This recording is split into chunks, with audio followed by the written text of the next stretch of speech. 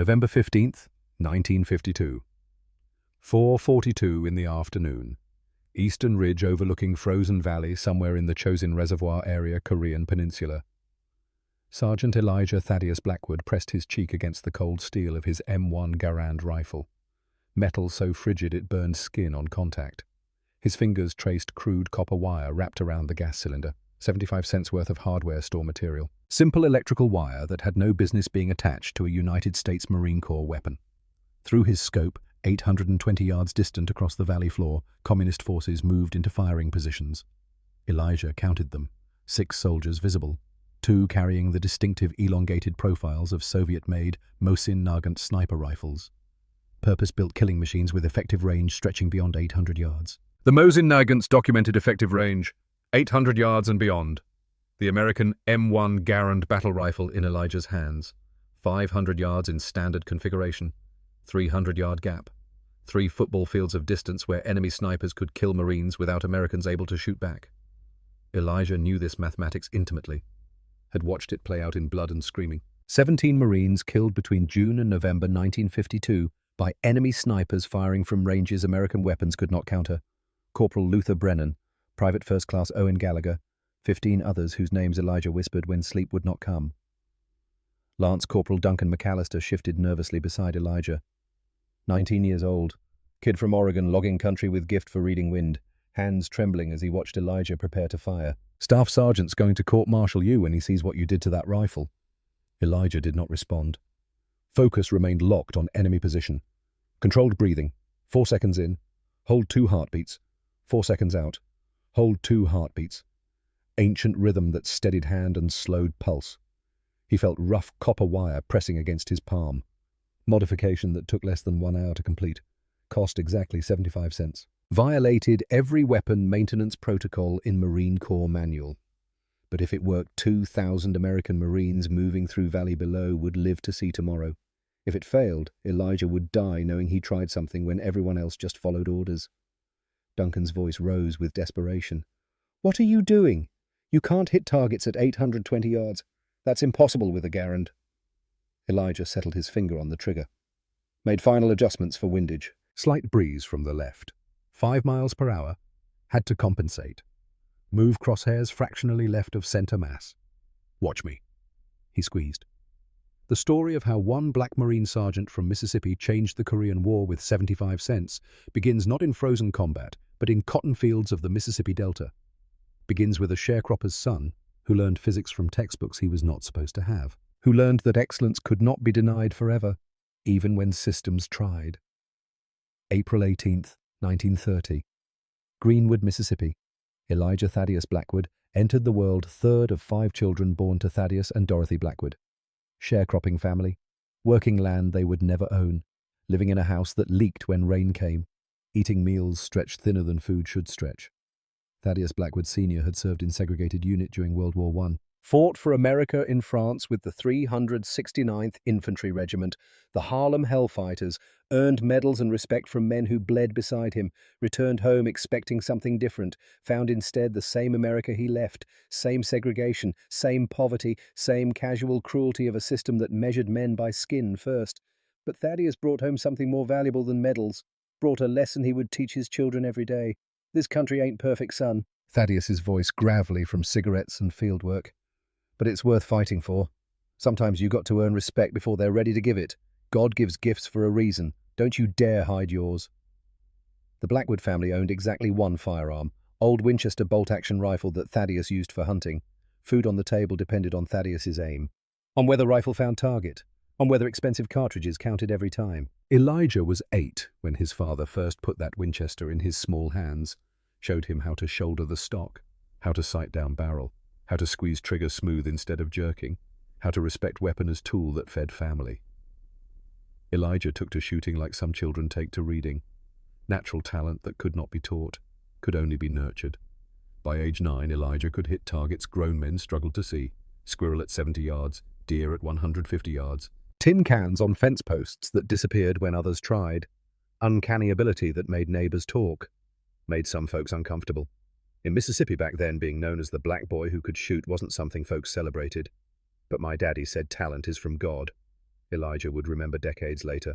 Honor it. Don't hide it just because some people don't like where it comes from. Thaddeus understood his son possessed a gift. Understood also that gift carried complications in Depression-era Mississippi. Black child who excelled drew attention. Attention could be dangerous, but Thaddeus believed hiding talent was worse sin than attracting jealousy. Young Elijah did not just learn to shoot, learned to understand shooting, the physics of it, the mathematics, the science beneath the skill. This is where Mrs. Constance Pemberton enters the story. Black science teacher at segregated elementary school in Greenwood. Woman with master's degree from Tuskegee Institute. Woman who saw in young Elijah something rare, a mind that questioned why facts were true. Mrs. Pemberton taught in a school that received textbooks after white schools finished with them, taught with equipment outdated and inadequate. But Mrs. Pemberton kept a personal library, advanced physics textbooks, mathematics books beyond standard curriculum, knowledge supposedly not meant for colored schools. One afternoon in 1945, 15-year-old Elijah stayed after class. Asked Mrs. Pemberton why bullets dropped when you fired a rifle, why you had to aim high to hit distant targets, why wind pushed bullets sideways. Mrs. Pemberton made a decision that afternoon, decision that violated unwritten rules, decision that would echo through decades and save thousands of lives in a war not yet started. She gave Elijah advanced physics textbooks, explained gravity and air resistance and ballistic coefficients, taught him the mathematics of projectile motion, taught him that understanding why things work was power no one could take from you, not poverty, not segregation, not a system designed to limit what you could become. That woman changed my life, Elijah would say, 50 years later. She showed me that knowing the science of something, really understanding why things work, that's power they can't take, even when they take everything else. Elijah devoured those textbooks, read by kerosene lamp because family could not always afford electricity, worked equations on scrap paper, applied principles to shooting, began to understand rifle not as mysterious tool, but as machine governed by physics. High school graduation arrived in 1948. Elijah stood at crossroads faced by many young black men in Mississippi Delta, factory jobs in northern cities, following father into sharecropping that crushed bodies and spirits, limited options defined by geography and history and skin color. 2 years passed working whatever jobs appeared, sawmill, cotton gin, loading docks, saving money, wondering if this was all life offered. Then June 25, 1950. North Korea invaded South Korea. War erupted on peninsula most Americans could not find on map. President Truman ordered military response. Marines needed men. Against his mother's wishes, but with his father's quiet blessing, Elijah Thaddeus Blackwood enlisted in United States Marine Corps in October 1950, 20 years old, carrying everything he owned in single duffel bag, carrying physics knowledge that would save thousands, carrying his father's lesson about earning respect and his teacher's lesson about power of understanding. Paris Island, South Carolina, February 1951. Recruit Training Depot, where Marine Corps transformed civilians into warriors, where drill instructors broke down everything you thought you were and rebuilt you as Marine. For any recruit, Paris Island was crucible. For black recruits in 1951, it carried additional burdens. Integration was law since 1948, but not yet culture. Drill instructors merciless to everyone but some more than others. White recruits from southern states brought prejudices from home. Private Elijah Blackwood arrived at Paris Island on bus that crossed bridge over marsh water. Looked out window at flat sand and saw no escape. Saw only 12 weeks between him and becoming Marine. His platoon assembled in February drizzle. 68 recruits, 4 black. Drill instructor Staff Sergeant Garland Pritchard stepped before them. White man, North Carolina accent thick as swamp water, 40 years old, 20 years in Corps. Believed integration was mistake, but would follow orders. The weeks blurred together. 5 a.m. wake-ups. Physical training that left muscles screaming. Classroom instruction, field exercises, close order drill, swimming qualification, obstacle courses, gas chamber, everything designed to find breaking point and push past it. Elijah excelled at physical training. Years of fieldwork built endurance. Academics came easier. Military law and tactics. Other recruits struggled to memorize. Elijah understood principles beneath. But weapons qualification. That's where Elijah Blackwood found his voice in the course. First day of rifle week. Drill instructor Pritchard distributed M1 Garand rifles to recruits, lined them up on firing line, began instruction on sight alignment and trigger control and breathing. Elijah held M1 Garand for first time, felt weight and balance, noted gas system design. Recognized operating principle from physics textbooks Mrs. Pemberton gave him. This was machine he understood. Staff Sergeant Pritchard walked behind firing line as recruits dry-fired at targets, stopped behind Elijah, looked at Black Private with Garand shouldered correctly, textbook sight picture, proper cheek weld, everything technically correct, but Pritchard saw colour before competence. Pritchard reached forward and pulled M1 Garand from Elijah's hands. Other recruits turned to watch. Sensed confrontation. Test disguised as joke. Assumption wrapped in question. "You sure you know which end the bullet comes out, boy?" Laughter from some recruits. Nervous silence from others. Elijah Blackwood looked Staff Sergeant Pritchard in the eye and did not look away, did not show anger, showed only calm confidence his father taught him. "Just give me my ammunition and a chance to shoot, Staff Sergeant." Pritchard smirked, handed rifle back, said nothing, but message sent. Black recruit had to prove more than white recruit, had to demonstrate excellence where adequacy would suffice for others. Qualification day arrived, cold morning, wind from the east, targets at 200, 300 and 500 yards, standard marine rifle qualification course, possible score 50 targets, 40 hits minimum for expert qualification. Elijah Blackwood stepped to firing line, loaded magazine, chambered round, the sound of bolts sliding forward, metal on metal. The weight of rifle against shoulder, the discipline of controlled breathing, the mathematics of wind and distance and bullet drop. He fired. First string at 200 yards, slow fire, 10 rounds, 10 hits, center mass. Second string at 300 yards, rapid fire, 10 rounds, 90 seconds, 9 hits, 1 pulled shot from jerking trigger. Third string at 500 yards, slow fire, 10 rounds, distance where many recruits struggled to see target. Elijah calculated in his head. Applied knowledge Mrs. Pemberton gave him. 10 rounds, 9 hits. Fourth string at 300 yards, rapid fire from standing, most difficult, 10 rounds, 8 hits. Fifth string at 200 yards, moving targets, 10 rounds, 10 hits. Total score, 48 out of 50.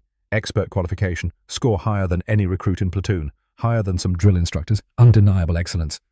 The snickering stopped, the assumptions cracked. Staff Sergeant Garland Pritchard walked to Elijah as recruits cleared weapons, platoon watching, expecting confrontation. Pritchard's face was stone, voice flat, but words different than expected. "Private Blackwood, I don't care if you're purple with yellow polka dots. You shoot like that, you got a future in my cause. Don't let anyone tell you different. First grudging respect earned through performance that could not be denied. First crack in wall that's separated by colour." Elijah Blackwood qualified expert marksman, finished basic training with honours, received orders to infantry training. But when his scores were submitted for Scout Sniper School consideration, something happened Elijah would not learn about for weeks. The Scout Sniper program took best shooters and made them deadlier. Program that in 1951 had exactly 0 Black Marines. Elijah's scores warranted invitation, but invitation never came. File disappeared in administrative process. Name overlooked in selection. Excellence demonstrated, but opportunity denied. Not through overt rejection, through quiet omission. Elijah Blackwood was assigned to Standard Infantry Unit. 3rd Battalion 5th Marines, would serve with distinction, would excel at every task. But path to Scout Sniper remained closed. He did not know then that career would force that door open. Did not know that combat losses would create shortages that excellence could fill. His first enlistment term progressed through 1951. Advanced infantry training, leadership courses. Promoted to corporal based on technical proficiency and test scores. Then sergeant, age 21. Already respected for weapons expertise, even among Marines who kept social distance from one of few black NCOs in battalion. July 1951. Elijah Blackwood deployed to Korean Peninsula with 3rd Battalion 5th Marines. Summer heat that felt nothing like Mississippi Delta heat. Different humidity, different smells, different everything. The war by summer 1951 had settled into brutal stalemate. Chinese forces poured across border.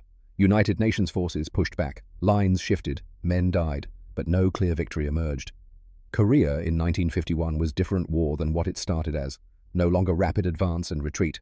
Now trench warfare, artillery duels, patrol actions, grinding attrition that measured progress in yards instead of miles. Then the Mosin Nagants arrived. Intelligence reports filtered through command in late 1951 and early 1952.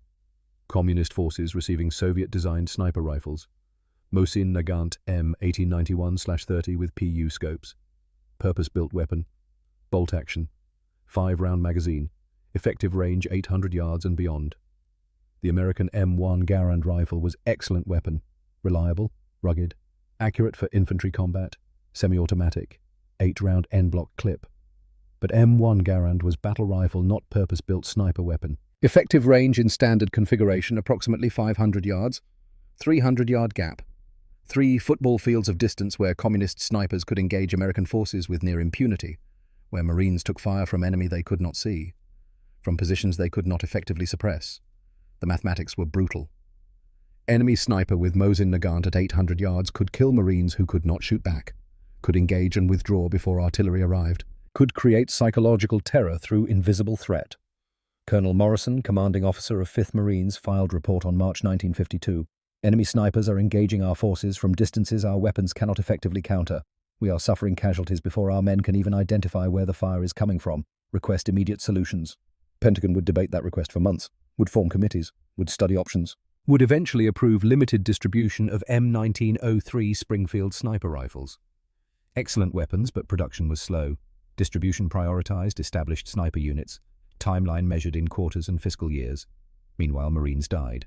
January 28, 1952. Corporal Luther Brennan, 24 years old.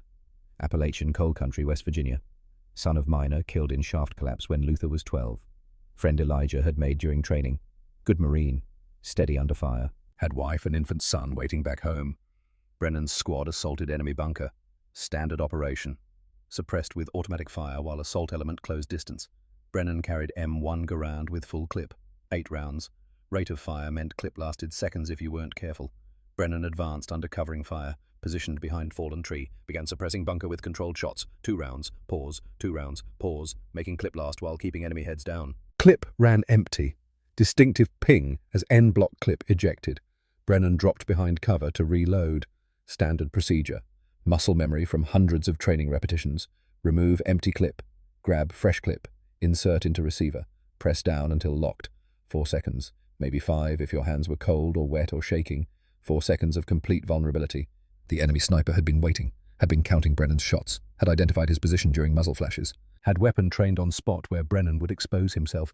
Mosin Nagant at approximately 650 yards, beyond effective range for Elijah or anyone else to counter. Safe distance where mathematics protected him. Brennan exposed himself for 3 seconds during reload, popped up to resume firing. 2 rounds from Mosin Nagant. First hit Brennan in upper chest. Second hit his throat. Massive trauma. Arterial bleeding. Brennan dropped behind tree trunk, clutched at throat. Blood pulsing between fingers. Corpsman reached Brennan within 30 seconds. Applied pressure. Called for medevac. But damage was catastrophic. Brennan bled out in 4 minutes. Died with unfired clip lying in frozen mud beside him. Died knowing he never got to shoot back. Elijah Blackwood held Brennan while life drained away. Held friend who had shared cigarettes before they shipped overseas. Who had shown Elijah pictures of wife and baby. Brennan's last words were whispered confession between bloody breaths. "They're counting our shots, Elijah. Counting and waiting for reload. You hear me? They're counting." Elijah heard. Understood pattern even through grief and rage. Enemy snipers were not firing randomly, were employing doctrine, were exploiting tactical weakness, were killing during vulnerability window that American weapons created. February 3rd, 1952. 6 days later. Private First Class Owen Gallagher, 19 years old. Boston. Irish immigrant family. Red hair and freckles that made him stand out even among Marines. Youngest in squad. Sent half his pay home to help widowed mother raise 4 younger siblings. Gallagher wasn't assaulting anything that morning, wasn't even firing, just walking patrol through frozen rice paddies in pre-dawn mist. Standard reconnaissance. 5 Marines moving in staggered column, looking for enemy positions, checking terrain before main force advanced. Cold enough that breath steamed. Quiet enough that footsteps on frozen mud sounded loud as drums. Gallagher walked 3rd in column. Alert. Weapon ready. Eyes scanning ridgelines for movement. Everything by the book. Everything correct. He never saw what killed him. Enemy sniper had been waiting in elevated position, 700 yards distant. Beyond any range where American patrols expected threat. Beyond distance where Marines felt vulnerable. Watching through PU scope. Waiting for target of opportunity. Watching young Marine with distinctive red hair move across open ground. Easy identification. Clear shot. Simple mathematics. First round struck Gallagher in upper back, between shoulder blades. Bullet tumbled through chest cavity, shattered ribs, punctured both lungs, exited below collarbone. Gallagher went down hard, Face first into frozen mud, weapon skittering forward, no cry, no warning, just sudden violent impact and collapse. Squad scattered immediately, training taking over, seeking cover where little existed, searching for threat they could not locate, could not see, could not engage. Gallagher tried to push himself up, arms weak, chest filling with blood, tension pneumothorax building, air where air should not be, each breath harder than last, each attempt to breathe bringing fresh agony. Second round came 15 seconds later, while Gallagher lay gasping in mud, while corpsmen scrambled toward him.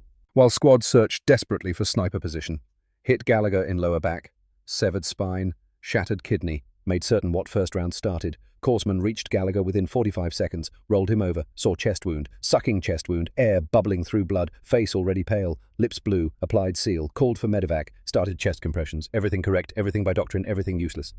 Gallagher died in 8 minutes. Never lost consciousness completely. Aware enough to know he was dying. Young enough to not understand why. Kept trying to talk, mouth moving, words lost in blood and fluid filling lungs, eyes finding Corpsman's face, holding there, question evident even without words. What did I do wrong? Nothing. Didn't do anything wrong. Just walked patrol like thousands before. Just happened to be visible at moment enemy sniper looked through scope. Just happened to have red hair that caught attention 700 yards distant.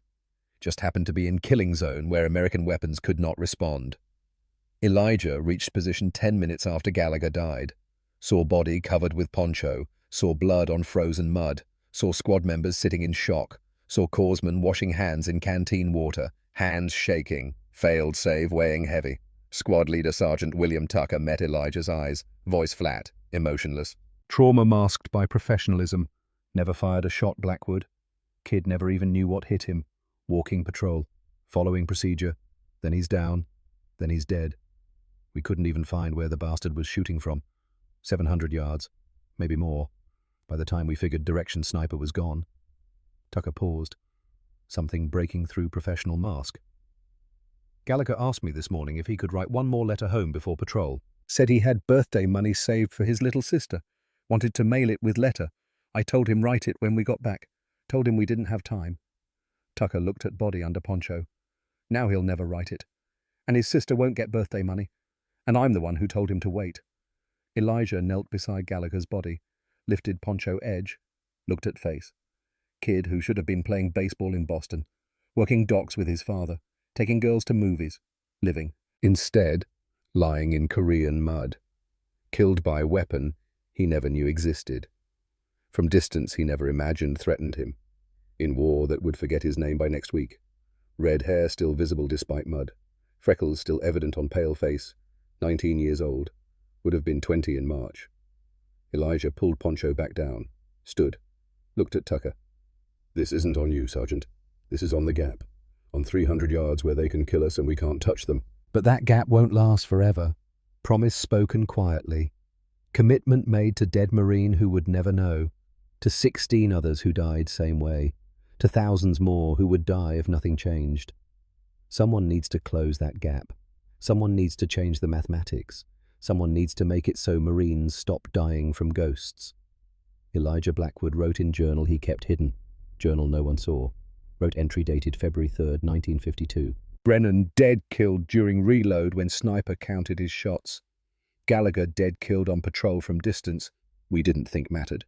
15 others since June. Each one different circumstances. Each one same mathematics. Enemy positions at ranges our Garans can't reach. They pick their distance. They pick their shots. They kill us when and where they choose. Pentagon says wait 6 to 8 months for new equipment. How many more Marines die while committees debate procurement? How many more kids like Gallagher go home in boxes because we accept limitations enemy doesn't have? Someone needs to change the math. Someone needs to solve problem. Pentagon can't solve. Someone needs to give Marines fighting chance instead of waiting for official channels that move slower than death. Elijah did not write that he would be the someone, did not yet have solution. Just knew problem had to be solved. Knew waiting for authorization meant more friends dying helpless. Knew that being right mattered more than being authorized. By November 1952, 3rd Battalion 5th Marines had lost 17 men to enemy sniper fire at ranges beyond effective M1 Garand capability. 17 confirmed. Number did not include Marines wounded, did not include psychological casualties, did not include morale damage from knowing enemy could kill you from safety you thought existed. Marines started calling them ghost rounds, bullets that seemed to come from nowhere, from invisible enemy, from distances where American weapons could not respond. Terror of being targeted by threat you cannot counter, fear of dying without chance to fight back. November 1952, 3rd Battalion 5th Marine Scout Sniper Platoon suffered casualties. Staff Sergeant killed by mortar. Lance Corporal wounded severely enough for medical evacuation. 2-man teams broken. Battalion needed every capable shooter. Elijah Blackwood's marksmanship scores from basic training were in service record. Expert qualification. Highest score in platoon. Scores that normally would have earned Scout Sniper consideration. Scores that had been overlooked when he was Black Private from Paris Island. But now Battalion needed bodies. Needed shooters. Needed anyone who could hit targets consistently. Staff Sergeant Broderick Sutherland commanded Scout Sniper Platoon. White Marine. Career soldier. Traditional mindset about what Scout Snipers should be. Did not want temporary assignments. Did not want Marines who had not gone through formal sniper school. Did not want complications that came with integrating unit that had always been white. But Sutherland followed orders, accepted Elijah Blackwood as temporary assignment, made his skepticism clear from first day. I don't care what your qualification scores are, Blackwood. Scout Snipers train together. Fight together. You're here because I'm short-handed, not because you belong. Don't expect special treatment. Message was clear. Temporary. Not truly accepted. Excellence acknowledged grudgingly. Belonging denied. But Elijah Blackwood was in. Door forced open by necessity. Opportunity created by blood and shortages. By 17 Marines who died so others might live. By Brennan and Gallagher and 15 others whose deaths demanded answer. Now he just had to prove he belonged. Now he just had to solve problem that was killing Marines. Now he just had to close 300-yard gap with 75 cents of copper wire and understanding that no one could take from him. The war was about to change.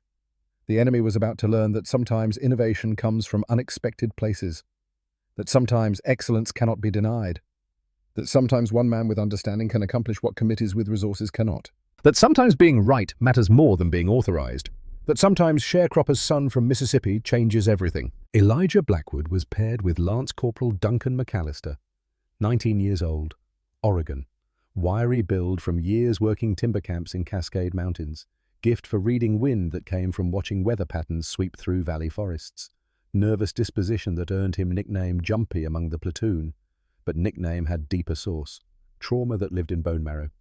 3 weeks earlier, Duncan's previous spotter, Lance Corporal Warren Sheffield, had been killed. Sniper team observing from concealed position. Sheffield using spotting scope.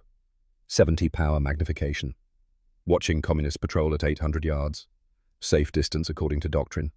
Distance where enemy rifles could not reach accurately. Enemy counter-sniper spotted sunglint off Sheffield's scope lens. Single shot from Mosin Nagant at extreme range. Probably luck more than skill. But luck is binary. Either works or doesn't. Bullets struck Sheffield's spotting scope. Shattered optic. Drove glass and metal fragments into Sheffield's eye and brain. Killed him instantly. Duncan had been lying beside Sheffield. Turned to see Sheffield's head destroyed. Blood and brain matter sprayed across Duncan's uniform. Sheffield's last breath exhaled into Duncan's face. Trauma that stays in bone marrow, that replays in nightmares. Duncan returned to duty after 72 hours. Marine Corps did not have luxury of extended psychological recovery. You grieved fast and got back to work, or you broke completely. Duncan chose not to break. But something inside remained fragile. Fear of losing another partner.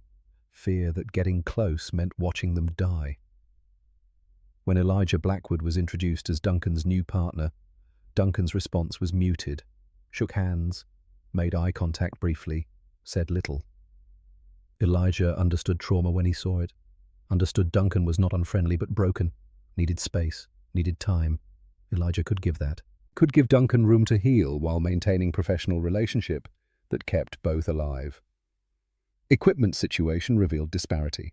Elijah expected. Scout Sniper Platoon had 12 Marines, 6 two-man teams, 4 teams equipped with M1 Garand rifles fitted with scopes, 2 senior teams had M1903 Springfield sniper rifles, specialized weapons, superior accuracy, but only 8 M1903s existed in entire 5th Marines Regiment. Elijah asked obvious question during equipment briefing. "How come we don't all get the Springfields, Gunnery Sergeant?" Gunnery Sergeant scoffed. "There's 8 Springfields in the entire regiment, Sergeant. You think they grow on trees?" Besides, Garand's a fine weapon in capable hands. What gunnery sergeant did not say, but everyone knew. M1 Garand could not match Mosin Nagant range. 800 yards was fantasy with standard Garand. You could lob rounds that direction, might even get lucky. But consistent accurate fire at that distance required weapon designed for precision, required M1903 Springfield, or required changing what M1 Garand could do. Elijah Blackwood stared at his assigned M1 Garand that evening, disassembled it on his bunk, examined every component, studied gas system with attention he had not previously applied. Understood operating principle: gas bled from barrel through port, directed to cylinder that pushed piston. Piston operated bolt carrier, cycled action. Chambered next round. System calibrated for reliability across wide range of conditions. Prioritized function over maximum performance. But maximum performance was what Elijah needed. Needed bullet to go faster, travel farther, retain energy at extreme distance, needed to close that 300-yard gap. Physics from Mrs. Pemberton's textbooks surfaced in his mind. More energy behind bullet means higher velocity. Higher velocity means flatter trajectory. Flatter trajectory means longer effective range. Gas system was bleeding energy to operate action. What if that bleed could be restricted? What if more energy stayed behind? Bullet theory formed, elegant in simplicity, dangerous in execution, violated regulations, risked damage to weapon. But compared to watching more Marines die helpless, risk seemed acceptable. Elijah Blackwood needed copper wire, needed 75 cents, needed one night to prove theory, needed willingness to violate every regulation if it meant men would stop dying from ghost rounds. Tonight, Elijah cleaned his M1 Garand, thought about Brennan and Gallagher, thought about 17 dead Marines, thought about his father's lesson about earning respect, thought about Mrs. Pemberton's lesson about power of understanding, and decided being right mattered more than being authorized. November 6, 1952. Evening settled over combat outpost like weighted blanket. Cold that punished during daylight faded to bitter freeze that seeped through layers. Somewhere distant, artillery rumbled, thunder that never quite stopped in Korean winter. Elijah Blackwood sat alone in corner of supply tent. Rest of platoon occupied with evening routines, writing letters home, playing cards, cleaning weapons for 100th time. Normal activities of men trying to pretend tomorrow might not kill them. Elijah had different purpose tonight. Had made decision that violated every regulation. Had formed theory that physics supported but practical experience did not guarantee. Had calculated risk and found it acceptable compared to alternative of watching more Marines die helpless. He needed copper wire, needed materials simple enough that base hardware carried in stock. Specific gauge, specific length, specific purpose that he could not explain to anyone who might ask questions. Corporal Silas Drummond worked supply section. Had reputation for acquiring items that were not officially available. Operated in grey spaces between regulation and necessity. Understood that war created needs that peacetime procurement systems could not anticipate. Elijah found Drummond sorting inventory behind supply tent. Made request direct and simple. I need copper wire, about 16 gauge, the kind they use for electrical work, and I need it quiet. Drummond stopped sorting, looked at Elijah with expression-mixing curiosity and calculation. Supply sergeants learned early that questions asked were questions that complicated transactions. What's it worth to you? My next 3 packs of cigarettes. Drummond shook his head. Make it 5, and I don't tell anyone about those rations that keep finding way to local villages. Elijah allowed small smile. Always knew you were too observant for your own good, Drummond. You'll have your wire by evening. Cost was 75 cents at base exchange, but value would prove incalculable. True to word, Drummond delivered small coil of copper wire to Elijah's bunk that night. Simple material, unremarkable. The kind of thing electricians use for basic wiring. Nothing that suggested it would change course of war. While rest of platoon settled into evening routines, Elijah retreated to isolated corner of outpost, brought his M1 Garand, brought the wire, brought small tools from cleaning kit. Brought knowledge. Mrs. Pemberton had given him decades earlier about how physics governed everything from falling apples to flying bullets. Worked by flashlight. Carefully modified gas system of M1 Garand, created rudimentary regulator that would restrict amount of gas diverted to cycle action. Theory was sound. Reduced gas bleed equals more energy behind bullet, equals higher velocity, equals extended range. Trade-off was reliability. With less gas to operate, action rifle might fail to cycle properly, especially as carbon built up from repeated firing. Modification that increased performance but decreased dependability. Calculated risk that Elijah accepted because alternative was unacceptable. His hands moved with precision born from years of mechanical work, years of understanding machines as systems governed by rules. Years of believing that problems had solutions if you understood principles beneath surface complications. Lance Corporal Duncan McAllister approached while Elijah worked, watched with eyes that showed curiosity mixed with fear, fear that had lived in Duncan since Sheffield's death 3 weeks earlier. "What are you doing to that rifle?" Sergeant Elijah considered lying, considered deflecting, decided honesty served better. If modification worked, Duncan would witness. If failed, Duncan would be affected. "I'm changing the rules, Duncan. Mosin has range because it's designed to push bullet faster farther. Our Garans can do same if we help them." Duncan's eyes widened. Voice rose with genuine alarm. "That's against regulations. They'll bust you back to private. Court-martial you for damaging government property." Elijah continued working without pause. "Only if it doesn't work, Duncan." "If it works, they'll be too busy giving me medals to worry about regulations." Duncan shook head, fear and disbelief warring in expression. "You're crazy, Sergeant. You know that Elijah finished final adjustment." Looked up at Duncan, a loud small smile. "And if this thing blows up in my face during test, I'll be the one asking you to drag my sorry ass back to base." Duncan did not smile back but gave slight nod. Acceptance that they were in this together, whatever this became. Neither man spoke about deeper fear. Fear that Elijah carried. Fear that Duncan understood even if unspoken. Fear that modification might fail catastrophically, that rifle might jam or explode, that desperation might have produced disaster rather than solution. Only one way to find truth. Midnight approached. Outposts settled into uneasy quiet, broken by distant artillery and closer insect sounds despite the cold. Elijah made decision that combined necessity with risk. Could not go into combat without testing, but could not test on official range with unauthorized modification. Found Duncan preparing for sleep. "Get your gear. We're going for a walk." Duncan sat up, confusion mixed with apprehension. Now middle of night. Can't test this on base range. Need somewhere quiet, somewhere no one asks questions. Duncan understood immediately, started gathering equipment, fear evident in movements but loyalty stronger than fear. They moved through darkness to remote firing position 2 kilometers from outpost. Place where sound would not carry to main base. Place where failure could happen without witnesses. Duncan whispered urgently as they walked. "Sergeant, this is insane. If anyone finds out we're out here testing unauthorized modifications in middle of night..." Elijah cut him off gently. "If I take this into combat untested and it fails, Marines die. I need to know if it works. You don't have to be here." Duncan stayed. Could not abandon another partner, even when terrified. They reached firing position, overlooking Frozen Valley. Darkness complete, except stars. No moon. Temperature well below freezing. Breath visible in flashlight beam. Elijah set up rifle on improvised rest. Loaded single round. Aimed at hillside target, approximately 600 yards distant. "If this explodes, tell my family I tried something when no one else would." Duncan positioned himself slightly behind and to side. Voice tight. "Jesus Christ, Sarge."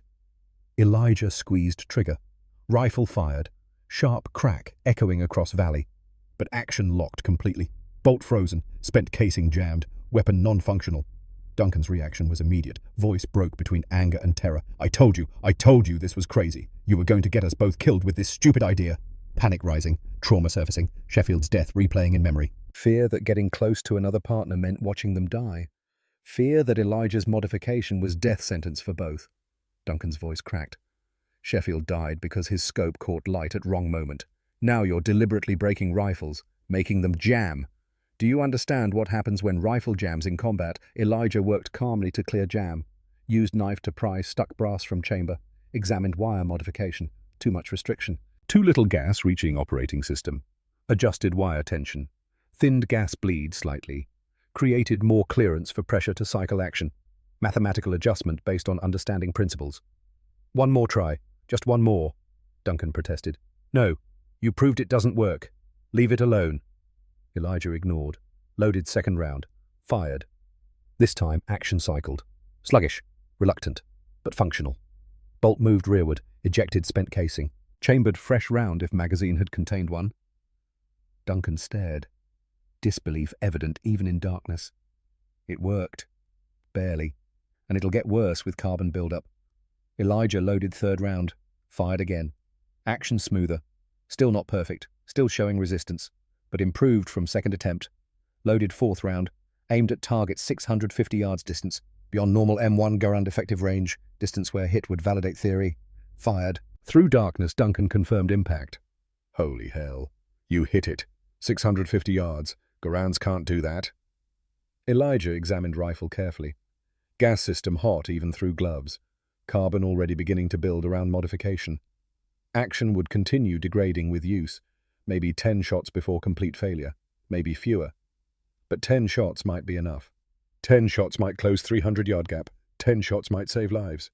Duncan's voice changed. Fear mixed with dawning realization. You just hit target at 650 with weapon that shouldn't reach that far. Tomorrow you're actually going to use this in combat. Elijah nodded. Tomorrow, 2,000 Marines enter Valley. Tomorrow, enemy snipers will establish positions at 800 yards. Tomorrow, this modification either saves lives or gets me killed trying. Pause. Then Duncan asked a question that mattered. What if it jams like first shot? What if you need it and it fails? Then I die knowing I tried something instead of watching more Marines die while following orders that don't work. Long silence. Cold wind across frozen ground. Distant artillery. 2 Marines standing in darkness with modified rifle that barely worked. Then Duncan spoke quietly. You're either bravest man I've ever met or craziest. Haven't decided which. Pause. Maybe both. Another pause. You still with me tomorrow? Duncan hesitated, then answered with conviction that surprised both of them. Yeah, I'm with you. Someone's got to spot for the crazy black sergeant who thinks he's smarter than Marine Corps armourers. Small smile despite fear. First real trust forming between partners. They returned to outpost in darkness. Neither spoke of test. Neither mentioned failure or success. Just carried knowledge that tomorrow would prove whether 75 cents of copper wire could change mathematics of survival. November 15th, 1952. Dawn briefing at 0430 hours. Captain Harrison Blackwell stood before assembled sniper teams. Maps spread on field table. Intelligence reports fresh from overnight reconnaissance. We have elements of 7th Marine Regiment moving to reinforce positions along Valley Corridor. Approximately 2,000 Marines transiting through sector over next 48 hours. Your job is provide overwatch and early warning. Standard protocol. Observe and report. Do not engage unless directly threatened or specifically authorized. Staff Sergeant Broderick Sutherland assigned positions. Pointed to map sectors. Blackwood McAllister, you'll take OP3 on Eastern Ridge. Visibility of main approach routes from north. You know the drill. Observe. Report. Stay out of trouble. Elijah nodded. Felt modified M1 Garand weight across back. Knew it barely worked. Knew it had jammed catastrophically during first test. Knew carbon buildup would degrade function rapidly. Knew 2,000 Marines' lives might depend on weapon that failed 1 out of 4 attempts during testing. Pre-dawn hike through frozen underbrush. 3 kilometers to observation post. Temperature 20 degrees, ice forming on equipment. Duncan whispered questions that Elijah heard, but did not answer immediately. You actually going to use that thing if you have to? Elijah's response was quiet. If I have to. And if it jams like last night, then I guess I'll die trying something instead of watching more Marines die while I follow orders. Duncan fell silent. Processed conviction that bordered on fatalism. Understood that Elijah had made peace with risk, had calculated that being right mattered more than being alive. They reached OP3 just as first light touched eastern sky. Shallow depression reinforced with sandbags, camouflaged with local vegetation. Excellent vantage over valley and northern approaches. Morning passed without incident. Birds called. Light snow began falling. Marines moved between positions far below. No sign of enemy. By midday, first elements of 7th Marines appeared at Southern Valley entrance. Small columns moving cautiously along established routes toward designated positions. Command, this is Sierra 3, Duncan radioed. We have friendlies entering Valley from south. No sign of enemy activity in our sector. Over. Sierra 3 command acknowledged. Maintain observation. Out. Afternoon wore on. More Marine units moved into Valley. Elijah estimated nearly 500 men visible from their position. More arriving hourly. Reinforcement operation proceeding according to plan. Then, 14:38 hours. Everything changed. Movement North Ridge, 2 o'clock. Duncan's voice suddenly tight. Multiple figures moving into position. Elijah swung scope to indicated position.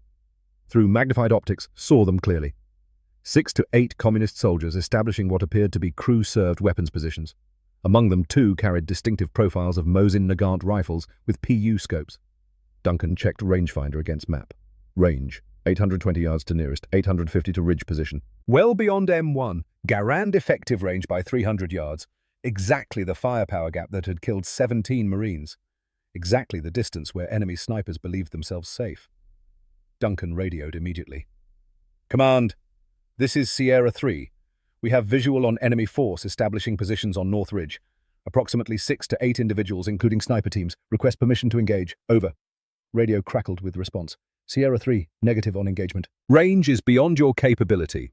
We're scrambling air support. Maintain observation and provide updates. Out. Duncan looked at Elijah. Frustration evident. Air support minimum 20 minutes out, Sarge. Those Marines in Valley. They're walking into killing zone. Through scope, Elijah watched enemy snipers completing setup. One already in firing position. Spotter beside him. Weapon trained on Valley below. Clear shot at hundreds of exposed Marines who had no idea of threat above. Inside enemy position. 820 yards distant. Senior Lieutenant Alexander Volkov settled behind his Mosin Nagant. 28 years old. Soviet advisor. Moscow-trained sniper instructor. 3 years combat experience. Confident in Soviet equipment superiority. Volkov spoke to his junior sniper in Russian. Tone instructional. Almost casual. Americans below are sheep. Their Garan's maximum 500 yards effective. We are at 820. They cannot touch us here. Their M1 is good rifle, but not sniper rifle. Cannot reach this distance accurately. Private Yuri, age 20, asked nervous question. Comrade Lieutenant, what if they have new weapons? Volkov scoffed with confidence born from months of success. American logistics slow. Even if new weapons exist, they arrive months late. We have watched their snipers. Always same rifles. Always same limitations. Mosin Nagant is purpose-built. Americans make do with battle rifle. Volkov selected target in Valley below. Officer with radio. Range approximately 780 yards. Well within Mosin capability. Adjusted PSO-1 scope for distance and wind. Watch Yuri. I will show you how Mosin dominates battlefield. Finger began taking slack on trigger. Elijah settled modified M1 Garand on sandbag rest. Mind raced through calculations even as heart rate slowed. Distance 820 yards. Elevation significant. Wind light but present. 5 miles per hour from left. Had to compensate. Modification effect unknown in actual combat. Last test was 650 yards. This was 170 yards further. Action had jammed on first attempt. Cycled sluggish on subsequent tries. Carbon buildup would accelerate degradation. Duncan beside him whispered urgently. Command said no engagement. They think we can't hit from here. They don't know what this rifle can do now. Duncan's voice rose with desperation. Neither do you, Sarge. You tested it once. It jammed 3 times first. Voice breaking. Fear and trauma mixing. What if it jams solid like last night? They'll zero in on us. I can't lose another partner. Sheffield's death in Duncan's voice. Terror that Elijah's modification was suicide-packed. Elijah's response was calm. Almost gentle. Then I better make first shot count. Settled breathing into ancient rhythm. 4 seconds in. Hold 2 heartbeats. 4 seconds out. Hold 2 heartbeats. World narrowed to view through scope. Volkov centered. Unaware American was watching him. Unaware mathematics were about to change. Final adjustment for extreme distance. Holdover calculated based on estimated velocity increase from modification. All theoretical. No combat data. Betting 2,000 lives on physics and desperate hope. Between heartbeats, Elijah squeezed trigger. Modified in 1. Garand roared with sound noticeably different from standard report. Sharper crack. Distinct metallic ping as restricted gas system forced more pressure behind bullet. Recoil heavier than normal. Pushed hard into shoulder. Action cycled but noticeably stiffer than standard. Bolt barely chambered next round. Through scope, Elijah watched 2 to 3 second bullet flight at this distance. Volkov suddenly jerked backward. Mosin Nagant's scope shattered as bullet passed through. Soviet sniper collapsed over his weapon. Hit at 820 yards with weapon that should not reach that far. Duncan was speechless for 3 seconds. Then training took over. Hit. Target down. Holy Christ, you actually hit him. Voice mixture of disbelief and awe. 820 yards. That's not possible with Garand. Elijah already working action. Bolt very stiff. Carbon build-up starting exactly as predicted. Cycled round but required more effort than standard weapon. Volkov's final moment was confusion more than pain. Felt massive impact chest. Scope exploding. Fell backward. Last thought was disbelief. Impossible. Americans cannot reach this far. Died without understanding how. Died believing Soviet equipment gave sanctuary. Died wrong. Private Yuri's reaction was panic. Saw Volkov fall. Blood everywhere. Scrambled for Mosin. Looking for threat. Confusion total. Where were Americans firing from other communist soldiers equally confused? Their safe distance doctrine just shattered by impossible shot. Duncan called second target. Second sniper moving to cover. 10 meters right of original position. Elijah shifted aim. Acquired target. Fired again. Action extremely sluggish. Required manual assistance to complete cycle. Carbon build-up accelerating. Modification degrading faster than hoped. Second enemy sniper fell. Remaining forces scrambling. Clear shock. Never expected counterfire from this distance. One raised binoculars scanning for source of impossible threat. Duncan's urgency rising. They're trying to locate us. Third target. Machine gun position laying down cover fire. 860 yards. Elijah shifted to machine gunner. Compensated for slightly greater distance. Fired third shot. Action locked momentarily. Elijah forced bolt open manually. Pain in fingers from metal edges, but bullet found mark. Machine gunner struck in chest. Fell. Carbon build-up critical now. Gas system hot enough to feel through gloves. Maybe 1 or 2 more shots before complete failure. Maybe fewer. Duncan on radio. Excited. Barely coherent. Command, this is Sierra 3. We have engaged enemy positions. 3 confirmed hits. Enemy snipers neutralized. Request permission to continue engagement. Over. Radio exploded with questions. Demands for clarification. Command thinking. Duncan was lying or delusional. Sierra 3, confirm you engaged targets at 800 meters with M1 Garand rifle. Elijah not listening to radio. Focused entirely on remaining enemy. Now firing blindly while attempting retreat. Fourth target, most dangerous, radio man carrying equipment. Could call artillery on their position. Duncan called out. Fourth target moving left to right carrying radio equipment. 840 yards. Elijah tracked running figure. Led him slightly. Moving target calculus. Fired fourth shot. Bolt barely cycled. Required forceful manual assistance. 1 more shot and rifle would be completely jammed. But radio man fell. Equipment scattered. 4 shots. 4 hits at distances officially impossible. Remaining communist soldiers abandoned positions in panicked retreat. Fled Northridge despite orders. Psychological break. Safe distance doctrine shattered by Americans who should not be able to reach that far.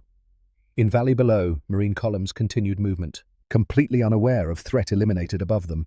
2,000 men saved, never knowing how close they came to massacre. Duncan still on radio, attempting to explain to skeptical officers. Elijah used moment to inspect rifle.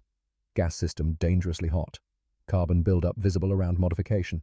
Action would not cycle without manual force. Maybe 1 shot remaining before permanent jam. Modification worked, but at severe cost to reliability. Command wants us back at base immediately. Duncan ended radio conversation. Captain Blackwell personally coming to debrief. And Sarge, he doesn't sound happy. Elijah looked at Duncan. Did you tell them about the hits? Yeah. They didn't believe me. Said it's not possible to hit targets at that range with Garand. Did you tell them about the modification? Duncan hesitated. Number. Figured that was your story to tell. Besides, they'll see it soon enough. The reckoning was coming, but 2,000 Marines were alive. 17 deaths finally answered. 300-yard gap finally closed. Whatever happened next, Elijah Blackwood had changed the mathematics. Had proven being right mattered more than being authorized. Return to combat outpost was tense.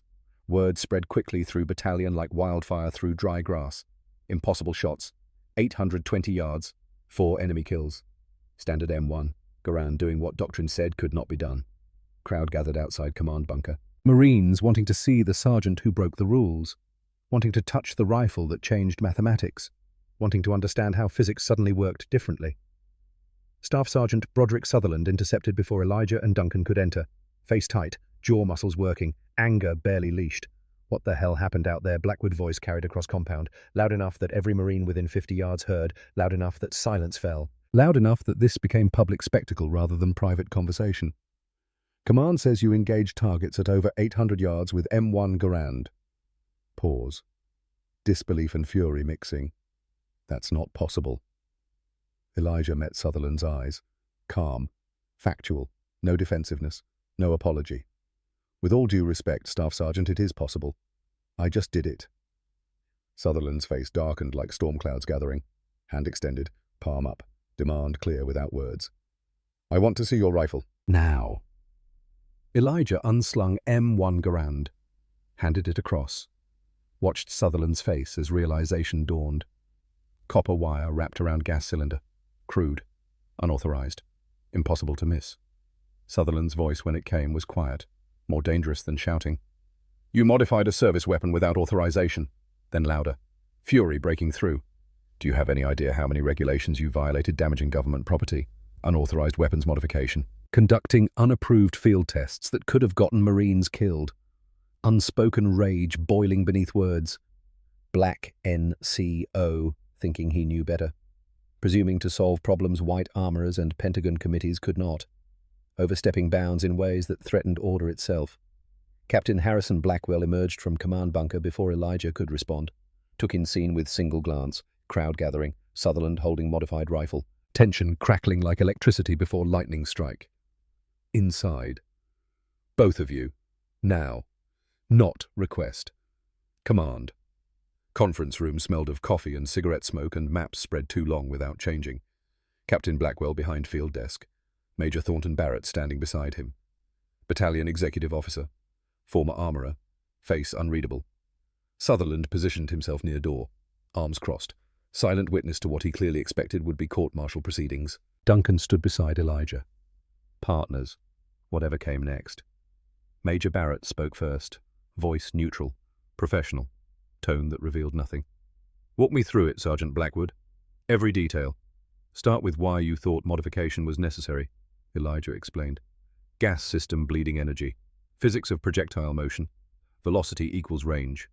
Trade-offs between performance and reliability. Theory sound. Testing confirmed. 4 kills at 820 yards proved concept. Spoke in technical language Mrs. Pemberton taught him. Ballistic coefficients, energy transfer, gas port restriction. Mathematical precision that left no room for doubt about understanding. Barrett listened without interrupting. Asked questions that revealed deep mechanical knowledge. Not hostile. Genuinely curious how sharecropper's son from Mississippi understood internal ballistics better than Marine Corps armorers. Captain Blackwell less convinced. And you developed this modification entirely on your own. No consultation with armory personnel. No authorization from chain of command subtext clear as day. Doubt that Black NCO possessed expertise. Suspicion that someone else must have done thinking. Yes, sir. Based on physics education I received and observations of enemy weapon performance. Blackwell and Barrett exchanged glance. Communication passing between them without words. Barrett leaned forward, elbows on desk, fingers steepled. Sergeant Blackwood, do you realize your unauthorized actions directly violated at least 7 different regulations regarding handling and maintenance of service weapons? Yes, sir. And did you also realize your actions quite possibly saved the lives of hundreds of Marines in that valley today? Elijah caught off guard. Expected hammer to fall. Found instead acknowledgement. Confusion must have shown on face. Barrett continued. Patrol we sent to North Ridge after your engagement confirmed 4 enemy KIA. 2 equipped with Mosin-Nagant sniper rifles. PU scopes. Premium equipment. Based on their position and sight lines to valley floor intelligence estimates, they could have inflicted catastrophic casualties on our forces before air support arrived. Pause. Let weight sink in. You changed the tactical situation with 4 shots, Sergeant. That matters. Blackwell took over. Here's our problem. We can't officially condone what you did. Can't have every Marine modifying weapons based on personal theories. That way lies chaos, equipment failure, accidental deaths. But we also can't ignore innovation that addresses tactical gap currently costing Marine lives, gap that Pentagon has known about for months and done nothing to close. Barrett picked up modified M1 Garand, examined copper wire closely, tested gas cylinder movement. How reproducible is this modification? Could you train other Marines to apply it safely? Yes, sir. Not complicated mechanically, but refinements needed. Proper materials, better understanding of carbon build-up rates, testing protocols to prevent catastrophic failure. Barrett nodded toward Blackwell. Captain, recommend we involve Battalion R&D immediately. If Sergeant Blackwood's modification can be standardized and properly tested, could provide interim solution until more Springfields arrive, which at current procurement rates might be never. Blackwell considered. Silence stretched. Sutherland shifted weight near door, waiting for hammer that had to fall. Sergeant Blackwood, effective immediately, you're temporarily assigned to Battalion Research and Development Team. You'll work with our armorers to refine your modification. Develop standardized installation procedure. Create training protocols. Establish maintenance guidelines. Elijah stunned. Expected punishment. Received assignment. Yes, sir. As for the matter of your unauthorized actions, Barrett's tone shifted. More formal. Official reprimand will be placed in your service record. unauthorized modification of government property, violation of weapons handling protocols, conducting unapproved field experiments, pause that felt like eternity. Unofficially, however, I expect you'll find that reprimand carries very little weight in future considerations for advancement or specialized training. System protecting itself, punishing violation of protocol while rewarding results. Both truths coexisting in same space. November 16th, 1952. Day 2. Morning formation, cold enough to see breath. Elijah stood before 2 other sniper teams, demonstrated modification technique, explained physics in terms combat Marines could understand, Showed wire placement around gas cylinder, warned about reliability trade-offs and carbon buildup. Questions came rapid fire.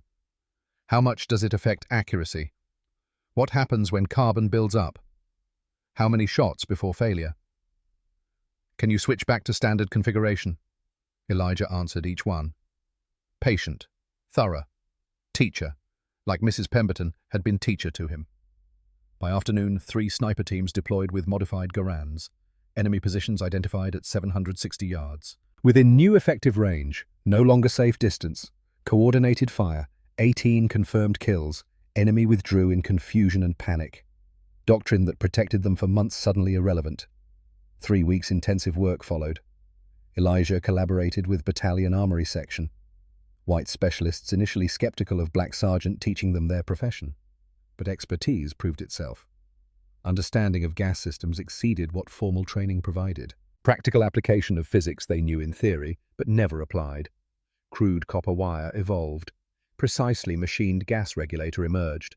Brass cylinder that fit snugly around gas port. Adjustable valve that could be switched between standard and extended range configurations. Easy installation. Easier removal. Idiot-proof maintenance.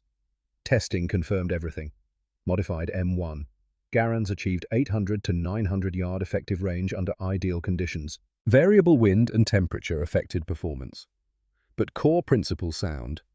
Energy retained behind bullet. Velocity increased. Range extended. 300 yard firepower gap closed. November 17th, 1952. Day 3. 4 teams equipped with refined regulators. 22 confirmed kills. Enemy snipers repositioning to shorter ranges. Abandoning elevated positions that no longer provided safety. November 18th, 1952. Day 4. Battalion-wide distribution begins. No Pentagon authorization. No formal approval process. Field commanders desperate for solution implementing field solution. 31 confirmed kills. Enemy altering tactics across entire sector. November 19th, 1952. Day 5. 27 confirmed kills. Communist forces abandoning long-range engagement doctrine entirely, moving to distances where numerical superiority and automatic weapons mattered more than precision rifle fire.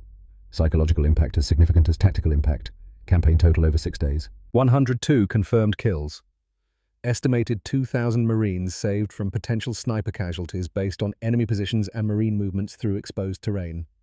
Technical manual developed in parallel. Clear instructions, detailed diagrams, maintenance schedules, troubleshooting guides, distribution planned across all Marine forces in Korean theater. Elijah noticed omission immediately. Read through manual twice to confirm. No mention of Sergeant Elijah Thaddeus Blackwood by name. Credited to field innovations by combat personnel. Anonymous achievement. Collective success. Individual erased. Deliberate choice. Racial politics of 1952. System acknowledging innovation while erasing innovator. Convenient solution that maintained comfortable narrative. Duncan observed quietly one evening. Both cleaning weapons by lantern light. Temperature dropping toward freezing. They didn't put your name in the manual, Sarge. Elijah's hands continued moving. Cleaning rod through barrel. Methodical. Practiced. Did not look up. I noticed. Doesn't that bother you? Pause. Cleaning rod stopped moving. Elijah looked up. Met Duncan's eyes. What matters is, Marines have the tool now. Credit doesn't matter if the job gets done. But you deserve recognition. You changed everything.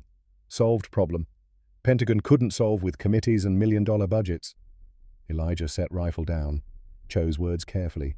My father served in segregated unit in France. 369th Infantry. Harlem Hellfighters. Came home decorated. Came home to same segregation, same poverty, same America that didn't change just because he bled for it. But he taught me something. You earn respect before they're ready to give it. Sometimes that's just how it works. Excellence eventually speaks louder than erasure. Mrs. Pemberton taught me something too. Understanding why things work is power they can't take from you. I have that understanding. I used it. Marines are alive because of it. Long pause, lantern flickering. That's enough. Names in manuals don't matter. Lives saved matter. Duncan wanted to argue, could see it in his face, but respected Elijah too much to push. Besides, truth has a way of surfacing eventually. Maybe not today, maybe not for years. But truth matters. Someone will tell this story right someday. Prophecy spoken without knowing how long fulfillment would take. December 1952. Analysis reports filtered through Division Command. Statistical impact of gas regulator modification quantified. Enemy sniper activity reduced 73%. Marine casualties from long-range fire dropped 81%. Morale improvement documented across multiple battalions. Estimated 2,000 plus casualties prevented. Number that would have been impossible to verify. Number that represented sons and fathers and brothers who walked away from Valley that November day. Who never knew how close death came. Who never knew Black Sergeant with 75 cents of copper wire stood between them and sniper bullet. Recognition came as contradiction. Navy Achievement Medal with Combat VI. Technical innovation under combat conditions. Initiative and problem solving that saved lives. Citation carefully worded to avoid mentioning unauthorized modification. Focused on results while ignoring methods. Official reprimand also placed in service record. Same day as medal ceremony. Unauthorized modification of government property. Violation of weapons handling protocols. Conducting unapproved experiments with service equipment. Both documents filed together. Medal and punishment. Excellence and violation. System unable to reconcile what Elijah represented. So it documented both. Let future sort out which mattered more. January 1953. Letter arrived, typed on official Marine Corps letterhead. Orders for formal scout sniper training upon completion of Korean tour. Camp Pendleton, California. School that rejected him in 1951, now inviting him in 1953. Barrier broken. Not through protest, not through policy change. Through performance so undeniable that system had to acknowledge it. Through excellence that could not be erased, despite preferences and prejudices. First Black Marine to receive formal scout sniper training invitation. Milestone that should have made history books. Achievement that would be forgotten for decades. February 1953. Duncan promoted to corporal. Transfer orders to different battalion. Rotation schedule separating partners who saved each other in different ways. Final conversation before separation. Cold morning. Breath visible. Gear packed. Transport waiting. You saved my life, Sarge. Duncan's voice thick with emotion he did not usually show. Not just out there at OP3. You saved me from myself. After Sheffield died, I was broken. Thought getting close to another partner meant watching them die. Thought fear disqualified me from serving. You showed me that fear doesn't disqualify you from courage, that doing what's right matters more than following rules that don't work, that sometimes best thing you can do is take risk everyone says is crazy. I won't forget that. Ever. Elijah shook his hand. Grip firm. Connection forged in combat lasting beyond it. You were brave long before you met me, Duncan. You stayed when rifle jammed, when modification could have failed catastrophically, when every instinct said run. That's courage, fear and staying anyway. They would write occasionally over years, letters becoming less frequent as lives diverged, addresses changing, families growing, distance accumulating, but bond remained, carved into memory like names on monument, permanent, unchanging. Two men who faced death together and chose being right over being authorized. April 1953, tour ended. Armistice negotiations ongoing but war winding down. Elijah rotated stateside, age 23, felt 43. Combat compresses time. Ages souls faster than calendars measure. By the time Armistice signed July 1953, Elijah's modification standard across Marine sniper units. 3,500 Marines using range extension kits. Number achieved through field necessity, through bottom-up innovation. Through one sergeant refusing to accept that problem had no solution. June 1953. Camp Pendleton, California. Warm sunshine felt alien after Korean winter. Trees green instead of bare. Ground soft instead of frozen. Different world from combat. Scout Sniper School. Elijah arrived as student despite having already proven expertise. Despite having created modification that saved thousands. Despite being more qualified than instructors teaching basic marksmanship. But protocol demanded formal certification. System required boxes checked. Excellence demonstrated in combat insufficient without paperwork confirming it. Class of 24 students. 3 other Black Marines. Progress from 1951 when Elijah denied despite expert scores. Progress measured in millimeters rather than miles, but progress nonetheless. Some instructors initially skeptical, saw skin before service record. Then word spread through instructor cadre. This is the guy from Korea, the wireman, sergeant who made Garans shoot like Springfields. Who saved 2,000 Marines? Who solved problem Pentagon couldn't solve? Skepticism evaporated, replaced by grudging respect, then genuine acknowledgement, then requests for technical consultations about gas systems and ballistics. Graduation day. Elijah finished second in class of 24, top graduate white Marine from Tennessee, outstanding shooter, deserved recognition. But instructors noted privately that Elijah's theoretical knowledge exceeded everyone. Best understanding of ballistics they had seen in Korea. Assignment followed Quantico, Virginia. Instructor duty. Teaching next generation of Marine snipers. 2 years passing knowledge forward. Educating others the way Mrs. Pemberton educated him. Students remembered the sergeant who changed doctrine. Some knew story. Most did not. Name still absent from official histories. But those who learned from him carried forward more than shooting technique. Carried forward lesson that innovation happens at every level. That being right sometimes requires violating regulations. That excellence transcends barriers. August 1955. Decision arrived quietly. No dramatic moment. Just certainty settling like snow. Time to leave. 7 years in uniform. Enough. Age 25, feeling 50. Combat carved scars, visible and invisible. Korea took pieces that civilian life might help restore. Final conversation with commanding officer. Office that smelled of polish and paper and history. Cause needs men like you, Blackwood.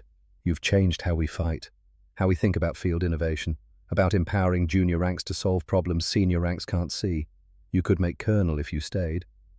Elijah considered, weighed possibility against reality. New answer before speaking. I've given what I can give, sir. Time to go home. What will you do? Use the mechanical skills I learned. Maybe teach in different capacity. Maybe just live quietly without worrying if next patrol brings sniper fire. You changed the war, Sergeant. Don't forget that. I just solved problem when I saw one, sir. That's all. Words echoing what he told Duncan, what he believed. Excellence without ego. Impact without requiring recognition. Elijah Thaddeus Blackwood separated from Marine Corps August 1955. 25 years old. 7 years service. Changed course of war. Saved estimated 2,000 lives. Broke racial barriers through undeniable performance. Received medal and reprimand simultaneously. Had name erased from technical manuals that documented his innovation. Returned to civilian life. To America still struggling with segregation. Black veteran carrying double burden. Served country that had not fully accepted him. Fought war that country already forgetting. Brief return to Greenwood, Mississippi. Father Thaddeus, older now, greyer, slower, but pride unmistakable when looking at son. You did good, son. Proved what I always knew. That excellence can't be denied forever. That God-given gifts matter more than circumstances. Mother Dorothy simply glad he survived. Just happy you're home alive and whole. So many mothers' sons didn't come back. But Greenwood unchanged. Still segregated in practice. Still limited opportunities. Even military service insufficient to open doors. Elijah realized within a week he could not stay. Could not return to place that felt simultaneously like home and prison. October 1955. Moved to Atlanta, Georgia. Larger city. More opportunities. More anonymity. More possibility of building life not defined entirely by skin color. Applied to General Motors as automotive engineer. Interview awkward when military service mentioned. Korean War veteran. Stigma minor, but present. War most Americans wanted to forget. But GM valued technical skills over everything. Test scores exceptional. Understanding of mechanical systems profound. Hired as junior engineer despite reservations about race. Started career that would span decades. Applied same practical problem solving that saved Marines to civilian manufacturing. Troubleshooting assembly line issues. Improving production efficiency. Finding elegant solutions to complex problems. Colleagues never knew about sniper background. Never knew about modification that saved thousands. Never knew about barriers broken. Just knew Elijah Blackwood as quiet black engineer, exceptionally good with mechanical systems, who advanced steadily through ranks based purely on competence. 1957. Met Constance Whitfield at church social. School teacher. Atlanta public schools reminded him powerfully of Mrs. Pemberton. Same dedication to education, same belief that understanding changes lives, same quiet dignity in face of system that undervalued black excellence. They married in small ceremony, 6 months courtship. Both ready for partnership after years alone. 3 children followed. Elijah Jr., born 1958. Constance, born 1960, named after teacher who gave him physics books and changed his life. Thaddeus, born 1962, named after father who taught that talent from God should not be hidden. Decades of silence about military service began. Elijah rarely spoke of career, never mentioned modification, never discussed lives saved or barriers broken. Children knew father had been Marine. Knew he did not talk about it. Learned young not to ask. Some doors stayed closed. Constance knew more. Not everything, but enough. Respected privacy while offering space for sharing if needed. Sometimes watched him stare at old photograph. Faded black and white. Scout Sniper Platoon 1952. 12 young faces, some dead now, some scattered across country, all connected by war. What are you thinking about? Elijah's voice when answering carried weight. Just wondering if what we did mattered. If anyone remembers. You know it mattered. You were there. You saw the results. But if no one else knows, does it still count? If contribution gets erased from history, did it really happen? Pain deeper than words could express. Pain of watching history written without his name. Pain of innovation documented as anonymous field modification. Pain of excellence acknowledged then deliberately forgotten. Constance took his hand, squeezed gently. The men who lived because of what you did, they know. Their children know even if they don't know your name. 2,000 lives continuing because of 4 shots you took. That's legacy that matters more than any manual or medal. 1960s brought Korean War history books, academic studies, technical analyses, sniper tactics discussed, M1, Garand modifications mentioned. Always same phrase. Field innovations by combat personnel. Anonymous credit. Collective achievement. Individual erased. Never mentioned Sergeant Elijah Blackwood. Never mentioned 1st Black Marine Scout Sniper. Never mentioned 75-cent solution. Never mentioned Mississippi sharecropper's son who learned physics by kerosene lamp and saved 2,000 lives. Elijah watched history being written. Contributions erased systematically. Not through malice necessarily. Through bureaucratic convenience.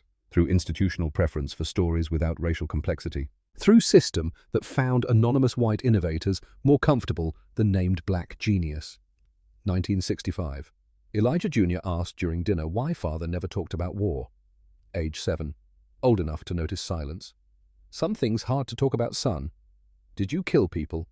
Question hung in air. Constance looked at Elijah, giving him space to answer or deflect. Yes. Were they bad people? They were enemy soldiers. We were at war. Mathematics was simple. Them or us. I chose US. Did it hurt to kill them sometimes? Not physically, but inside, yes. Every time. Then why did you do it? Elijah set down fork, looked at son directly. Because if I didn't, they would have killed Marines. Friends, men with families like you, men who deserve to go home. Sometimes doing right thing hurts, but you do it anyway. Lesson passed forward, teaching son what father taught him, what Mrs. Pemberton taught him. Understanding has cost. Excellence demands sacrifice. Being right sometimes means carrying weight others never see. Years accumulated like snow. 1970, 1972, 1974. Elijah working at GM. Children growing, life progressing, story buried deeper each year. 22 years since November 15th, 1952. 22 years since 4 shots at 820 yards. 22 years of silence growing heavier. September 1974. Atlanta. Vietnam veterans gathering at downtown convention center. Constance saw announcement in newspaper. Encouraged Elijah to attend. You should connect with men who served. Maybe see old faces. Maybe find community. Elijah, reluctant. Found veteran gatherings difficult. Too many memories. Too many ghosts. Too much comparison between war he fought and war younger generation protested. But Constance persuasive. And part of him hoped. Maybe Duncan would be there. Maybe someone who remembered. Large gathering hall. Hundreds of veterans from multiple wars. Korea, World War II, Vietnam, some young, some old, all carrying invisible weight. Elijah, uncomfortable in crowds, considered leaving. Then across room familiar face. older now, grey hair, slight limp favouring left leg, but unmistakable. Colonel Broderick Sutherland, retired. Staff Sergeant who commanded Scout Sniper Platoon in 1952, who was furious about modification, who represented institutional barriers, who embodied system that measured skin before skill, recognition mutual. Sutherland saw Elijah same moment, no hesitation. Walked directly across crowded room. Extended hand without reservation. Sergeant Blackwood. Voice carrying respect absent 22 years ago. Or should I say, the wireman. The sergeant who figured out how to make our Garans outshoot the Mosins. Elijah stunned. Expected polite distance at best. Finding instead acknowledgement. Warmth even. That was long time ago, Colonel. Not so long I've forgotten. Do you have any idea how many Marines are alive today because of what you did? Question hit harder than expected. Elijah struggled to respond. Throat tight. 22 years of silence suddenly too heavy to carry. I just did what needed to be done, sir. Sutherland's expression shifted. Stone facade cracking. Something vulnerable beneath. Sergeant Blackwood. I owe you an apology. Several, actually. Hands trembling slightly. Man who commanded Marines under fire. Who faced enemy without flinching. Trembling now in convention center surrounded by civilians. Because this, harder than combat. When you returned from OP3 that day with modified rifle, I was furious. Thought you were undisciplined. Thought you were arrogant. Thought you were risking lives with dangerous experiment. Voice quieter now. Barely audible over convention noise. And if I'm being completely honest. Long pause. Cost visible on weathered face. I thought a black NCO couldn't possibly understand ballistics well enough to modify rifles successfully. I thought your skin color meant you couldn't have that level of technical expertise. I thought I was better than you because I was white and you weren't. Sutherland met Elijah's eyes. Held them. Did not look away despite shame evident in expression. I was wrong about all of it. Wrong about you. Wrong about innovation. Wrong about who deserves respect and who doesn't. And I'm sorry. Silence stretched between them. Convention hall noise fading. 22 years compressed into seconds. Elijah felt something release in chest he hadn't known was clenched. Not forgiveness exactly. Something more complex. Recognition that admission cost Sutherland something real. That confession changed nothing and everything simultaneously. Constance appeared at Elijah's elbow. Sensed moment's weight without understanding details. Squeezed his hand gently. Anchor. Elijah's voice when he spoke was steady. Carried no anger, no bitterness, just quiet dignity earned through decades. I appreciate that, Colonel. Took courage to say. Sutherland's purpose became clear. I'm military historian now, documenting Marine Corps innovations during Korean War. I've been trying to find you for 2 years. Your story needs to be told. Why now? After all these years? Because truth matters. Because Marines who come after us need to know innovation happens at every level. Need to know excellent ideas don't care about rank or race. And because erasing your contribution was wrong, I was part of that wrong. I want to help make it right. Question. Elijah asked himself for 22 years. Why? Why erase? Why forget? Why deny? Answer, standing before him. Man who embodied system acknowledging system was broken. Would you work with me? Help document what really happened. Elijah looked at Constance. She nodded. Permission and encouragement. Yes, I'll help. Months of interviews followed. Sutherland methodical, professional.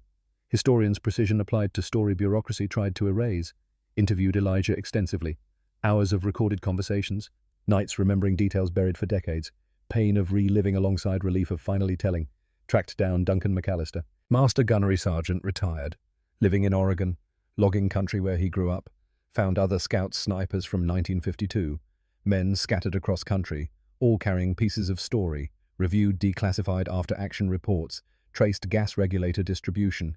Documented impact across Marine forces. Built case for contribution that could not be denied. Duncan's testimony carried particular weight. Man who witnessed innovation firsthand. Who nearly died when rifle jammed. Who carried lesson forward through 25-year career. Recorded interview transcribed, preserved. Sergeant Blackwood saved my life in more ways than one. My previous spotter, Sheffield, died 3 weeks before Blackwood arrived. Killed by counter-sniper while we watched through scopes. Brain matter on my uniform. That stays with you. I was terrified when Blackwood became my partner. Traumatized, certain I'd watch another good Marine die. Then he showed up with crazy idea about modifying gas system. Rifle that jammed on first test. Should have failed. Should have gotten us both killed. But he showed me something more important than successful modification. Showed me fear doesn't disqualify you from courage. That doing what's right matters more than following rules that don't work. That sometimes best innovation comes from questioning assumptions everyone else accepts. That lesson shaped my entire career. 25 years advocating for empowering junior Marines. Because I watched one black sergeant save 2,000 Marines when colonels were still debating.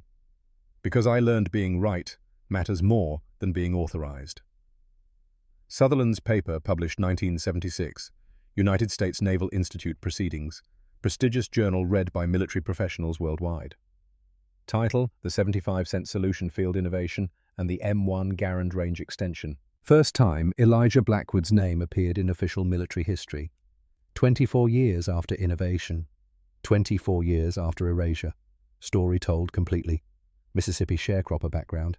Mrs. Pemberton's physics education. Paris Island racism. Scout sniper rejection despite expert scores. Korea deployment. Brennan and Gallagher deaths. Midnight test where rifle jammed. 4 kills at 820 yards. 6-day campaign. 102 total kills. 2,000 Marines saved. Medal and reprimand. 22 years of deliberate erasure. Truth documented. Preserved. No longer deniable. Marine Corps History Division noticed. Conducted own interviews. Developed case study for Command and Staff College. Bottom-up innovation in combat. How junior ranks solve problems senior ranks cannot see. How field necessity produces solutions bureaucracy cannot. Elijah Blackwood's story became required reading for Marine officers. Lesson taught to every class. Examples cited in lectures about empowering innovation at every level. Recognition arriving, not through official channels that erased him, through fellow Marines refusing to let truth disappear, through historian acknowledging prejudice and working to correct injustice. Elijah was 46 when Sutherland's paper published. Quarter century after November 15, 1952. Most of adult life lived with story buried, now surfacing into light. Truth can take long time, but sometimes arrives anyway. 1982. Marine Corps Scout Sniper School, Quantico, Virginia. 30 years after November 15, 1952. Elijah invited as guest of honor. Age 52. GM Engineering Manager. Successful civilian career. 3 adult children. Grandchildren who knew grandfather had been Marine, but never understood significance. Constance at his side, grey in her hair now, 45 years old, witness to decades of silence and pain and quiet dignity. Duncan attended. Master Gunnery Sergeant retired. Age 64. Grey-haired and weathered. Still nervous energy that earned him Jumpy nickname 3 decades earlier. Sutherland coordinated event. Age 86. Cane supporting left side. Voice weaker but determination stronger. Atonement continuing through action. Assembly gathered. Sniper instructors. Current students. Visiting Marines from units across Corps. Ceremony honoring innovation that saved thousands. Plaque presented. Bronze. Mounted for permanent display in Hall of Innovations. Copper wire similar to original modification mounted beside it. Glass case preserving 75-cent solution. Inscription read, "Sometimes courage means knowing when not to follow orders. Sergeant Elijah Thaddeus Blackwood, USMC, November 15, 1952. Innovation under fire, excellence despite barriers. 75 cents changed the mathematics of survival." Brigadier General delivered remarks, voice carrying institutional weight. Marine Corps has always prided itself on developing warriors who think independently, who act decisively when circumstances demand. Sergeant Blackwood exemplified these qualities when he recognized problem costing Marine lives and found solution official channels had not. His story reminds us innovation often comes from unexpected sources, that we must remain open to good ideas regardless of where or from whom they come, that excellence transcends rank and race and all barriers we construct. Emphasis deliberate. Recognition 3 decades late, but arriving nonetheless. Elijah stood to respond. Constance squeezed his hand. Duncan smiled. Sutherland nodded encouragement. "I appreciate this honor, but I've always felt I was just doing what needed to be done. Any Marine worth his salt would have done same if they'd seen solution I saw." Pause. Room silent. My father Thaddeus served in segregated unit during World War I. 369th Infantry, Harlem Hellfighters. Fought for America in France. Returned home to America that hadn't changed. Same segregation, same poverty, same barriers. But he taught me this country worth fighting for even when not perfect. Taught me sometimes you earn respect before they're ready to give it. Taught me God gives gifts for reason, and hiding them is worse sin than making people uncomfortable. My teacher, Mrs. Constance Pemberton, gave me physics books I wasn't supposed to have in Mississippi colored school. Taught me understanding why things work is power they can't take. Not poverty, not segregation, not system designed to limit what you become. I used that understanding to solve problem I saw. Applied physics to save lives. That's all. Voice stronger now, carrying weight accumulated over 30 years. But what bothered me 22 years wasn't lack of recognition. Was fear lesson would be lost. Fear that story of junior Marine solving problem would get buried. That next generation wouldn't learn innovation happens at every level.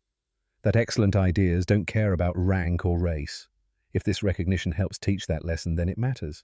If it helps some young Marine believe they can solve impossible problem despite system saying, wait for authorization, then it matters. If it helps break down barriers, so next Black Marine doesn't have to fight same fights I fought, then it matters. But if it just glorifies one man, it misses the point entirely. Standing ovation, hands clapping, Marines on feet, sound washing over him. Elijah looked at Constance, tears on her face, pride unmistakable. Looked at Duncan, brother in all ways that mattered. Looked at Sutherland, man who embodied injustice working to correct it. Recognition finally arrived, 3 decades late, but arrived.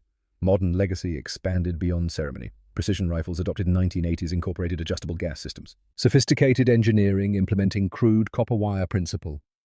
Ballistic understanding becoming standard. War colleges taught case study. Harvard Business School developed case study 1995. When frontline workers solve what executives can't. Universal lesson beyond military. Duncan's influence visible throughout Marine weapons development. Philosophy of empowering innovation at every level. Trusting field Marines to solve problems. Reducing bureaucracy that stifled creativity. Years passed. 1985, 1990, 1995. Elijah retired from GM. Grandchildren growing. Story no longer buried, but celebrated. June 12, 1997. Atlanta. Summer heat oppressive. Air conditioning struggling. Elijah Thaddeus Blackwood died age 67. Pancreatic cancer. Diagnosis to death, 6 weeks. Brief battle. Merciful end. Constance at bedside. Children gathered. Grandchildren too young to understand fully but present. Final words whispered. Barely audible. Tell them. Tell them being right matters more than being authorized. Then quiet. Peace. End. Funeral drew hundreds. Marines from multiple generations. Duncan travelled from Oregon despite health declining. Sutherland, too frail to travel, sent letter read aloud. Duncan delivered eulogy. Voice strong despite age. Carried message needing hearing. Elijah Blackwood never sought recognition or claimed glory. Saw problem costing lives and fixed it. When I asked why he risked career on modification that might not work, he said something I never forgot. In combat, being right is more important than being authorized. That wisdom saved thousands of lives. Lesson every leader should take to heart. Pause. Emotion breaking through. Blackwood broke racial barriers through undeniable excellence. Changed war through practical innovation. Taught me courage isn't absence of fear. It's doing what needs to be done despite fear. Despite systems saying no. Despite risk of failure. We owe him everything. Those 2,000 Marines who walked through Valley November 15th, 1952, owe him their lives. Most never knew. Never learned name of sergeant who saved them. But we who served with him know, and we won't forget. Family donated to National Museum of Marine Corps. Navy Achievement Medal with Combat Phi. Official reprimand letter filed same day. Both documents together. Irony preserved. Original prototype with copper wire. Photograph of Scout Sniper Platoon, 1952. Museum display, Korean War Gallery. Prominent placement. Placard reading, How Black Marine from Mississippi Changed Sniper Doctrine with 75 cents. Story preserved for generations who need understanding. Excellence transcends barriers. Innovation comes from unexpected sources. Being right matters more than being authorized. Legacy extends beyond artifacts. Modern Marine Corps teaches Elijah's story as case study. Young Marines learned greatest contributions come not from headquarters, but from front lines. Not from generals, but from sergeants. Not from those with most authority, but from those with best understanding of problem. Philosophy permeates military culture. Every field modification, every bottom-up innovation, every junior Marine who sees problem and solves rather than waiting for permission. All carry forward lesson Elijah taught. M1. Garand modification lives on in principle, Modern rifles incorporate adjustable gas systems descended from crude copper wire. Engineering sophistication, implementing physics. Mrs. Pemberton taught in segregated schoolhouse. Understanding black sharecropper's son applied to save thousands. 300-yard death gap closed permanently. Not through Pentagon committees, not through official procurement. Through one sergeant understanding physics and refusing to accept impossible. Elijah Thaddeus Blackwood. Born April 18, 1930, Greenwood, Mississippi. Died June 12, 1997, Atlanta, Georgia. 67 years, 7 years Marine service. Changed war, saved 2,000 lives. First black Marine scout sniper. Name erased 22 years. Finally recognized through Marines refusing to let truth disappear. His father taught him country worth fighting for even when imperfect. Sometimes earn respect before they're ready, give it. Gifts from God shouldn't be hidden. His teacher taught him understanding why things work is power they can't take. Elijah taught us being right is more important than being authorized. 3 lessons, 3 generations, 3 truths transcending time. Remember Elijah Blackwood. Remember excellence cannot be denied forever. Remember innovation comes from unexpected sources. Remember bottom-up thinking beats bureaucracy when life's at stake. Remember 75 cents and infinite courage change everything. Remember barriers built by prejudice fall before undeniable excellence. Remember Brennan and Gallagher and 15 others who died from ghost rounds. Remember 2,000 Marines walking Valley November 15, 1952, saved by black sergeant they never knew, by 820-yard shots they never heard. Remember Mrs. Pemberton giving forbidden knowledge. Remember Thaddeus teaching son not to hide God-given gifts. Remember Constance supporting husband through decades of silence. Remember Duncan overcoming trauma to witness history. Remember Sutherland acknowledging prejudice and working to correct injustice. Most of all, remember fight for justice takes decades. Excellence demonstrated isn't always excellence acknowledged. Systems resist change even when change saves lives. But truth matters enough to keep fighting for. Born in sharecropper's shack. Learned physics by kerosene lamp. Changed war with 75 cents. Had name erased 22 years. Won justice through excellence they could not deny. Remember him when facing impossible problem. When authority says wait. When system says no. When conventional wisdom says can't be done. Remember Sergeant Elijah Thaddeus Blackwood. Remember his lesson. Sometimes being right is more important than being authorized. Sometimes 75 cents and infinite courage change everything.